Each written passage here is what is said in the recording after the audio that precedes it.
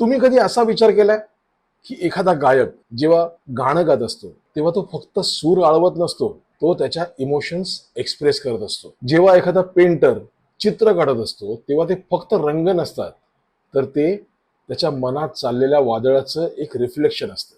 जेव्हा एखादा film maker film बनवत असतो तेव्हा तो फक्त सीन सांगत नसतो, तर तो त्याचा पॉइंट ऑफ व्ह्यू सांगत असतो. कारण प्रत्येक कलाकृती ही त्या कलाकाराच्या मनाची, त्याच्या भूतकाळाची आणि त्याच्या अनुभवाची साक्ष देत असते. आणि मग प्रश्न उभा राहतो की जर आर्टिस्ट आपल्या इमोशन्स आपल्या कामातून एक्सप्रेस करत असेल, तर एखादा आर्किटेक्ट आपल्या इमोशन्स कशा एक्सप्रेस करत असेल? म्हणजे तो जेव्हा एखादी इमारत उभी करतो तेव्हा ते फक्त स्ट्रक्चर नसतं, तर ते त्याच्या आयुष्याच्या स्ट्रगलचं, त्याच्या भूतकाळाचं, इतिहासातल्या जखमांचं स्वरूप असू शकतं. अशीच एक कथा आहे एका आर्किटेक्टची. फिल्मचं नाव आहे द ब्रुटलिस्ट. नाव ऐकून वाटतं ना काहीतरी ऍक्शन, व्हायलन्स, ब्रुटल वर्ल्ड असेल, पण इथे ट्विस्ट आहे. ब्रुटल म्हणजे क्रूर नाही, तर बेटॉन ब्रूट असा फ्रेंच शब्द आहे. बेटॉन ब्रूट म्हणजे रॉ कॉन्क्रीट. रॉ कॉन्क्रीटने बनलेल्या इमारती म्हणजे ब्रुटलिस्ट आर्किटेक्चर. आर्किटेक्चरच्या अनेक स्टाईल्स आहेत. म्हणजे क्लासिकल आर्किटेक्चर, याच्यात सिमेट्री असते, कॉलम्स असतात, परफेक्शन आणि ब्युटी असतं. क्लासिकल आर्किटेक्चर हे ग्रीक आणि रोमन कल्चरवर बेस्ड आहे. गॉथिक आर्किटेक्चर याच्यात उंच टॉवर्स असतात, पॉइंटेड आर्चेस असतात, एकदम स्पिरिच्युअल फील असतो. मॉडर्न आर्किटेक्चर याच्यात ग्लास, स्टील, एकदम क्लीन लाईन असतात, खूप एलिगंट असतं. म्हणजे याच्यात लाईट आणि ओपननेसला खूप वाव असतो. आणि ब्रुटलिस्ट आर्किटेक्चर हे म्हणजे ना एकदम सिम्पल आहे. इमारत जशी आहे तशी दाखवायची. नो रंग, no decoration, only raw concrete आणि मोठे मोठे ब्लॉक्स. एनिवे, हा व्हिडिओ आर्किटेक्चर समजून घेण्यासाठी नसून फिल्म बद्दल बोलण्यासाठी आहे.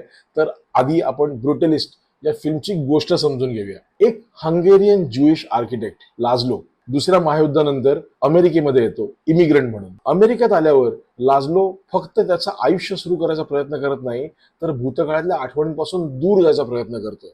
हॉलोकॉस्टमुळे त्याचं कुटुंब तुटलं. आता हॉलोकॉस्ट म्हणजे काय हे जरा समजून घेऊया आपण. हॉलोकॉस्ट म्हणजे काय, तर दुसऱ्या महायुद्धाच्या काळात ॲडॉल्फ हिटलर आणि त्याच्या नाझी पार्टीने समस्त ज्यूजचा योजनाबद्ध संहार केला. ऑर्गनाइज किलिंग, लोकांना त्यांच्या घरातून खेचून नेलं, कुटुंब वेगळी केली, कॉन्सन्ट्रेशन कॅम्प्समध्ये टाकलं, त्यांची उपासमार केली आणि शेवटी त्यांची हत्या केली. लाखो ज्यूज मारले गेले, पण त्यातून जे वाचले ते आतून पूर्णपणे तुटलेले होते. लाझलो हा फक्त इमिग्रंट नाहीये, तर तो हॉलोकॉस्ट सर्वायव्हर आहे. म्हणजे त्याने स्वतःचं कुटुंब तुटताना बघितलंय, मृत्यू खूप जवळून बघितलाय आणि या आठवणी त्याच्याबरोबर आयुष्यभर राहणार आहेत. काही वर्षांनी त्याची पत्नी आणि त्याची नीस त्याला भेटतात, पण त्या जखमा त्या अजूनही कायम आहेत, शारीरिक आणि मानसिक दोन्ही. एक रिच पण श्रूड बिझनेसमन लाझलोला एक बिल्डिंग प्रोजेक्ट देतो, पण त्या प्रोजेक्टमध्ये लाझलोला अपमान, संघर्ष आणि एक्सप्लॉयटेशन सहन करावं लागतं. हळूहळू लाझलो तुटायला लागतो. ड्रग्सचं ॲडिक्शन,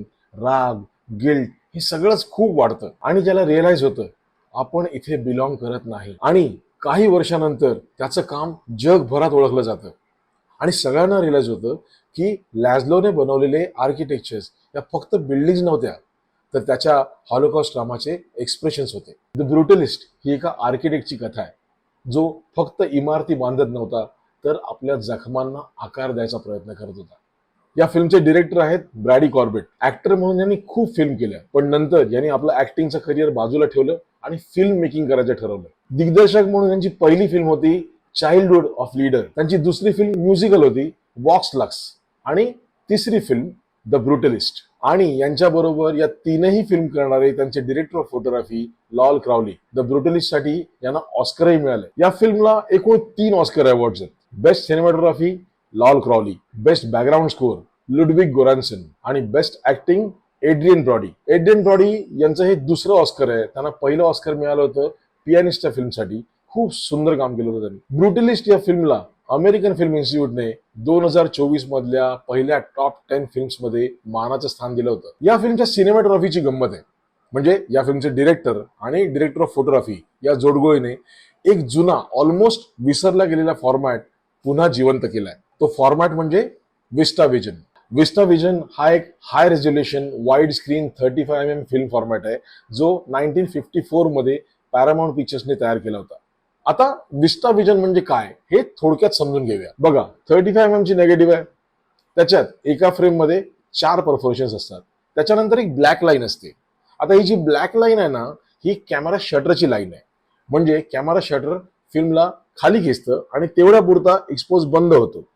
म्हणजे 4 परफोरेशन्स, मग शटर, मग परत 4 परफोरेशन्स, असा कॅमेरा एक्सपोज करत जातो आणि फिल्मला व्हर्टिकली रोल करतो. विस्टाव्हिजन मध्ये होतं काय, की फिल्म व्हर्टिकली रोल न होता फिल्म हॉरिझॉन्टली रोल होते आणि शटर 4 परफोरेशन्स नंतर न जाता 8 परफोरेशन्स नंतर जातं. त्यामुळे होतं काय, आपली फ्रेम तिप्पट वाईड होते, फ्रेम मध्ये जास्त इन्फॉर्मेशन गॅदर करू शकतो आणि एक सिनेमॅटिक वाईड अँगल व्ह्यू मिळतो. आता अशाच प्रकारचा इम्पॅक्ट सिनेमास्कोप मध्ये मिळू शकतो, पण डिस्टॉर्शन येतं. आणि ब्रुटालिस्टची गोष्टच आहे बिल्डिंगची.